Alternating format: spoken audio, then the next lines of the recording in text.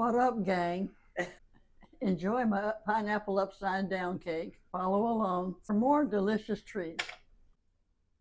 Mrs. Brown and I were sitting around talking the other day, and we were talking about Mr. Brown and some different things. And she's 98. She's been living with us for almost 3 years now. And anyway, one of the things that she talks about a bit also is like her purpose and reasons and different things like that. Not doing the things she used to do and such. Not being in her home. And anyway, she questions about like what is she supposed to be doing.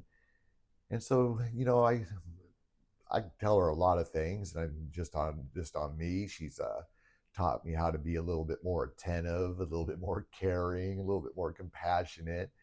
One of the big things that she has taught me, and when you listen to her talk about Mr. Brown and her family and just different things like that, is she's definitely taught me how to love my wife more tenderly.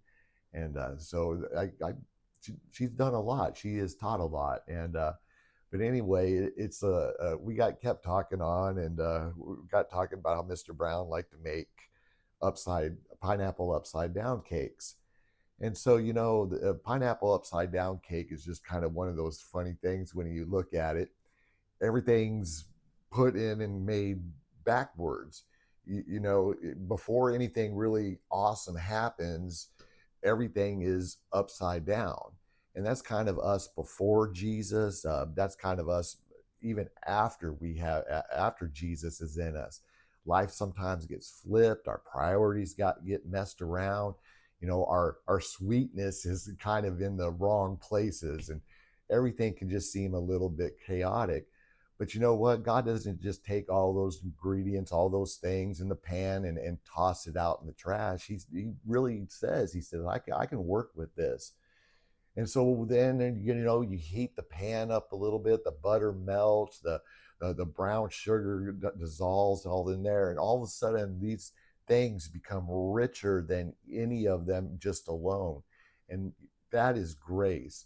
And before we ever mix anything of our own effort, God is pouring out his goodness first. And our walk with Jesus will always start with what he does and not what we do. Each pineapple ring, it's going to have a spot. Every cherry has a place to go. That's because Jesus just doesn't toss us around in life randomly. He does place us with purpose. He places us with a calling, and he places us and has our identity.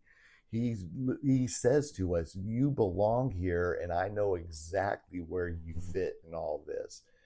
And then you pour the batter in, the beauty disappears under this kind of blotchy blanket. It don't look impressive. It looks like nothing is happening. And that's discipleship. And that's because often obedience often feels hidden and growth will feel slow. But underneath, God is transforming everything. And so, y'all, the oven really isn't a punishment. It's the place where everything becomes what it's meant to be. And Jesus doesn't promise a life without heat. He promises that the heat will never be wasted. But here's the best part of it all. You take the pan, you pray a little prayer over it, and then you flip it. So what was hidden becomes visible. What was on the bottom all of a sudden becomes the top. And what really looks kind of plain becomes absolutely beautiful.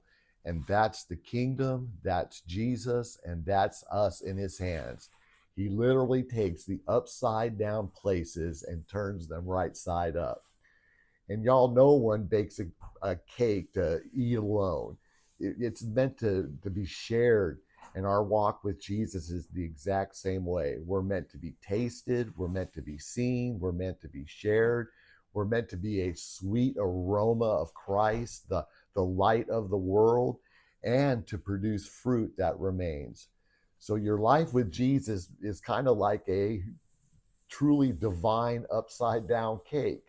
He starts with grace, places you with purpose, works in the hidden places, uses the heat to refine you, and flips your story into something beautiful that blesses others. And that's the best part. He is not done baking. One of the big takeaways is this: just because you're not doing something does not mean you cannot be doing some things. I told him how I used to put pecans in mine as well as cherries, and so he did that too.